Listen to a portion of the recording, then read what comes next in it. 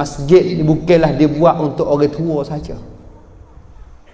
Ingatnya, masjid bukan dibuat untuk orang tua sahaja. Masjid dibuat untuk kita semua. Tapi peliklah di zaman ni, hak jenuh masjid tu siapa dia? Orang tua. Berkali orang muda je salah kata, oh masjid dia buat untuk orang tua ya. Kita kau tua lu kau pergi, nanti tua lu kau pergi. Gitu berkali dah. Tapi tempat kita dok kau. Barangkali tempat kita orang muda penuh masjid.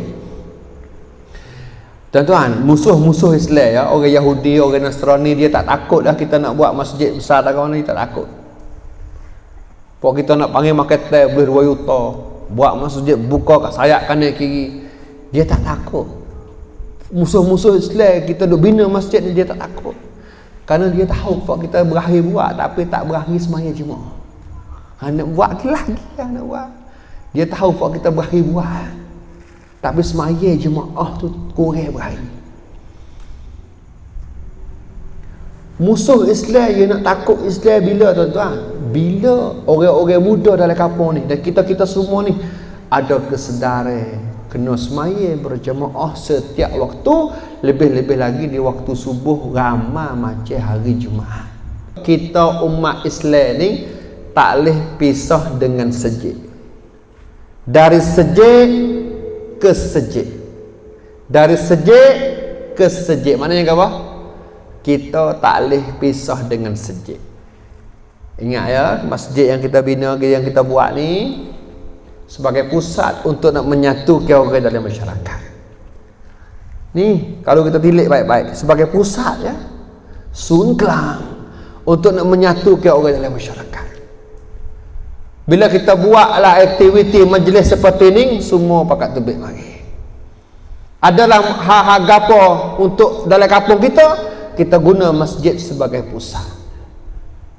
Tapi ingat saya, masjid bukanlah dibuat untuk orang tua saja. Ingatnya, masjid bukan dibuat untuk orang tua sahaja. Masjid dibuat untuk kita semua. Tapi peliklah di zaman ni, hak jenuh masjid tu siapa dia? Orang tua. Berkali orang muda je salah kata, oh masjid dia buat untuk orang tua ya. Kita kau tua lu kau pergi, nanti tua lu kau pergi. Gitu berkali dah. Tapi tempat kita dok kau, barangkali tempat kita orang muda penuh masjid. Tuan-tuan, musuh-musuh Islam ya, orang Yahudi, orang Nasrani, dia tak takut dah kita nak buat masjid besar tak kawan, dia tak takut. Pok kita nak panggil marketer boleh 2 juta, buat masjid buka kat sayap kanan kiri, dia tak takut. Musuh-musuh Islam kita duk bina masjid ni, dia tak takut. Kerana dia tahu pok kita berakhir buat tapi tak berakhir semaya jemaah. Nak buat lagi nak buat. Dia tahu pok kita berakhir buat tapi semaya jemaah tu kurang berakhir. Musuh Islam dia nak takut Islam bila tuan-tuan? Bila orang-orang muda dalam kampung ni dan kita-kita semua ni ada kesedaran kena semaya berjemaah setiap waktu, lebih-lebih lagi di waktu subuh ramai macam hari Jumaat. Kalau hari tu musuh ketar dah. Pada hari ni siapa lagi masa dia? Hari ni kita nak cerita, kita akan ikut dengan sama-sama umat Islam di Palestin. Melaung Kim, dia tak takut tuan-tuan. Sebab dia tahu kalau kita tak berakhir semaya jemaah. Mulut tu lau tapi semaya jemaah kita kurang. Nah, bahkan di dalam cerita Isra' Mi'raj ni, Tuhan nak ajar, Nabi nak ajar kepada kita umat Islam ni yang paling belakang pada masjid. Gapo-gapo kita tupu pada masjid. Ada nak buat gapo, musyawarah gapo, guna masjid sebagai pusat untuk nak menyatukan kita jamaah ramai-ramai. Lebih-lebih lagi anak muda ya, kita kena usah fikirlah camilan ni. Fikir nak buat lagu mana supaya anak-anak muda ni rasa hati dia terikat dengan masjid. Bahkan Nabi sebut ya dalam hadis, Nabi kata kena 7 golongan yang akan duduk di bawah teduh hari yang tidak ada teduh. Dalam tu ada pemuda yang suka beribadat, lelaki yang hati dia terikat dengan masjid.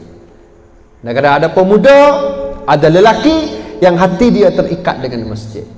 Nabi cerita dalam hadis tu untuk nak beri khabar baik kepada umat-umat dia. Orang yang cita-cita nak duduk di bawah teduh hari yang tidak ada teduh, salah satu jalan dia adalah wak dalam mana hati kita itu terikat dengan masjid.